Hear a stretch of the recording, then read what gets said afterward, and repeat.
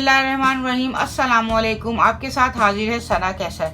आज मैं आपको बेसन की रोटी बनाना सिखा रही हूँ। इससे पहले कि हम बेसन की रोटी बनाना शुरू करें, जल्दी से मेरे चैनल को लाइक, शेयर और सब्सक्राइब कीजिए। यहाँ मैंने 1 कप बेसन लिया है। अब हम पहले बेसन और मैदे को मिक्स कर लेते हैं। अच्छी तरह ड्राई मसाले ऐड कर देंगे सारे।